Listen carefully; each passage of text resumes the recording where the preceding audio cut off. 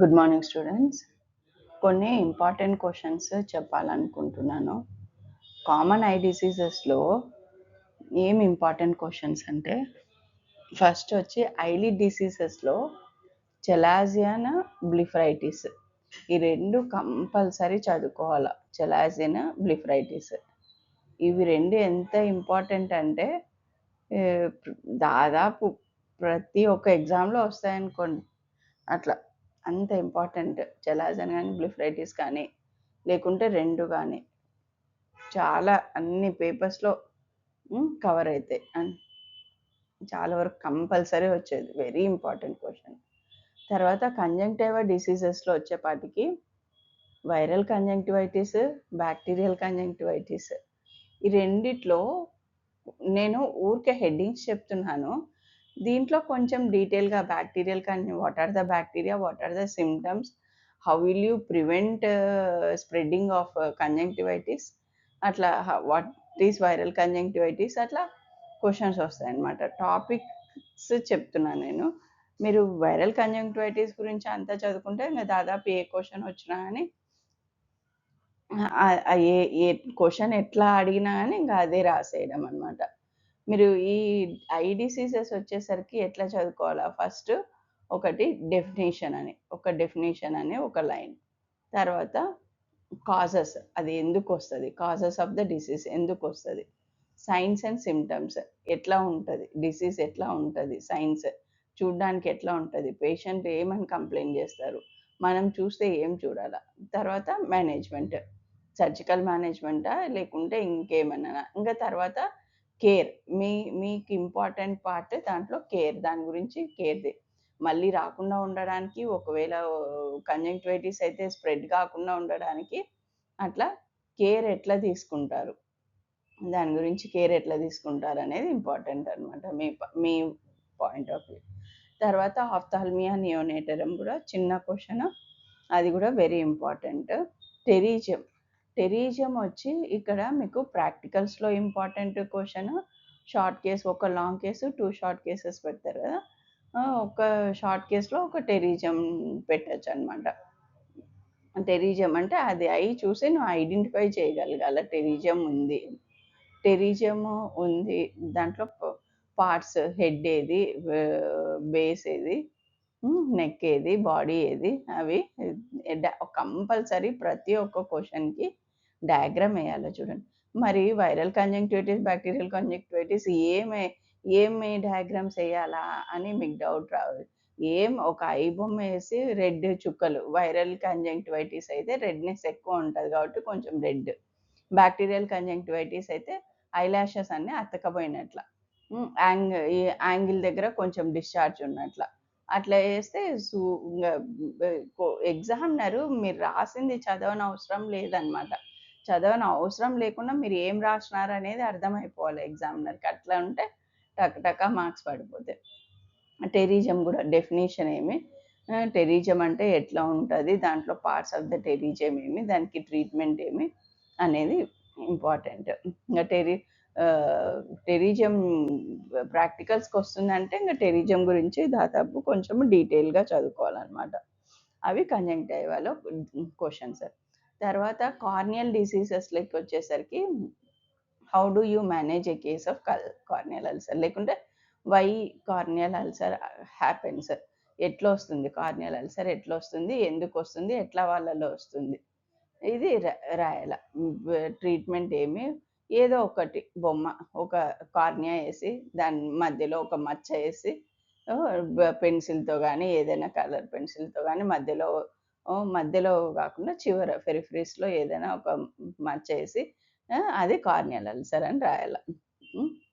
తర్వాత corneal opacities, same diagram corneal opacities కూడా వేసేయచ్చు. తర్వాత కార్నియల్ ఒపాసిటీస్ అంటే ఏంది, ఎందుకు వస్తుంది కార్నియల్ ఒపాసిటీ, మీరు కార్నియల్ అల్సర్ రాసేటప్పుడు కూడా ఎందుకు వస్తుంది, ఎట్లా ఫారిన్ బాడీ అట్లా పడితే వస్తుంది, అట్లా కొంచెం రాయాలన్నమాట. కార్నియల్ ఒపాసిటీస్ కూడా కార్నియల్ అల్సర్లో లాస్ట్ ట్రీట్మెంట్కి కార్నియల్ ఒపాసిటీస్ వస్తాయి. తర్వాత లేకుంటే వైరల్ కెరటైటిస్ వల్ల కార్నియల్ ఒపాసిటీస్ వస్తాయి, వైటమిన్ ఏ డెఫిషియన్సీ, అట్లా రకరకాల కార్నియల్ ఒపాసిటీస్ కూడా ఇంపార్టెంట్. ఇంతకుముందు అడిగి నిన్నారనమాట. కార్నియల్ ఒపాసిటీ కూడా ప్రీవియస్లీ ఆస్డ్ క్వశ్చన్ అనమాట. తర్వాత కంప్యూటర్ విజన్ సిండ్రోమ్. ఇది కంప్యూటర్ విజన్ సిండ్రోమ్ అనొచ్చు, డ్రై ఐస్ అనొచ్చు. Very important computer vision syndrome గురించి. హెడ్డింగ్స్ పెట్టుకుంటా, ఒక హెడ్డింగ్ పెట్టి దాన్ని అండర్లైన్ చేసి, ఒకవేళ హెడ్డింగ్ రాసేది వేరే కలర్ పెన్సిల్తో రాయడం, వేరే కలర్తో రాయడము, దాన్ని అండర్లైన్ చేయడము. ఆ సైడ్ హెడ్డింగ్స్ చూస్తేనే మీరు ఏం రాసినారనేది ఆయన ఎగ్జామినర్ కరెక్షన్ చేసే అతను చదవనవసరం లేకుండా మీ హెడ్డింగ్స్లోనే అర్థమైపోవాలన్నమాట. అట్లా నీట్గా ప్రజెంట్ చేస్తే మంచి మార్క్స్ వస్తాయన్నమాట. తర్వాత లెన్స్లో కెట్రాక్ట్ ఇంకా కెట్రాక్ట్ లాంగ్ కేసు కెట్రాక్ట్ పెడతారు కాబట్టి కెట్రాక్ట్ ఏ టు జెడ్ చదువుకోవాలి. టైప్స్ ఆఫ్ క్వశ్చన్స్ ఎట్లా వస్తున్నాయి కెట్రాక్ట్లో. How do you work out a case of cataract అంటే, కెట్రాక్ట్ అని తెలిసిన తర్వాత నువ్వు ఏం ఇన్వెస్టిగేషన్ చేస్తావు అంటే, టెన్షన్, తర్వాత ఐఓపి, తర్వాత సిరంజింగ్, ఆర్బిఎస్, స్క్రీనింగ్స్, ఫండస్, ఏ స్కాన్, ఇంకా అన్నీ రాసేయాలన్నమాట. ఒక కెట్రాక్ట్ కేసు వస్తే ఏం రాయాలి, సిరంజింగ్, ఏ స్కాన్, బి స్కాన్, అన్నీ రాసేయాలి. ఎట్లా ఏం చేస్తావు, ఐలాషెస్ మీ ఇష్టం, మీ ఓపిక ఉన్నంతసేపు రాసేయచ్చు. How do you work out a case of eyelashes preparation, పేషెంట్కి మారల్ సపోర్టు, ఏం కాదులేమ్మా అని నేను చెప్తాను, నేను అట్లా అంత మంచిగా రాశాను. తర్వాత మేనేజ్మెంట్ ఆఫ్ కెట్రాక్ట్ కూడా వన్ టైప్ ఆఫ్ క్వశ్చన్. ఏం మేనేజ్మెంట్ కెట్రాక్ట్ అంటే, అంటే అర్లీ స్టేజెస్లో అయితే గ్లాసెస్ రాయొచ్చు, గ్లాసెస్ పెట్టుకోవచ్చు. లేట్ స్టేజ్ అయితే కంపల్సరీ సర్జరీ చేసుకోవాలా, సర్జరీ కంపల్సరీ అని అట్లా సర్జరీస్ ఇంకా మీకు నాలెడ్జ్ ఉంటే టైప్స్ ఆఫ్ సర్జరీస్ అన్నీ రాసేయచ్చు. Post operative instruction of cataract. ఇవి కెట్రాక్ట్లో టైప్స్ ఆఫ్ క్వశ్చన్స్ మీకు ఎగ్జాంపుల్గా కోసం ఇది చెప్తున్నాను నేను. Post operative instructions of cataract case అయిన తర్వాత నువ్వు పేషెంట్తో ఏం మాట్లాడతావు, ఏం తినాలా, ఏం తినకూడదు, ఏం టాబ్లెట్లు వేసుకోవాలా, ఏం వేసుకోకూడదు, ఎట్లా ఈ కన్ను గురించి ఏం జాగ్రత్త తీసుకోవాలా, డాక్టర్ దగ్గరికి ఎప్పుడు రావాలా, డ్రాప్స్ ఎట్లా వేసుకోవాలా, అవన్నీ రాయాలన్నమాట. Post operative instruction of cataract. Types of IOLs అనేది కూడా చాలా important questions. Types of IOLs వచ్చినప్పుడు కూడా డయాగ్రామ్ వేయాలి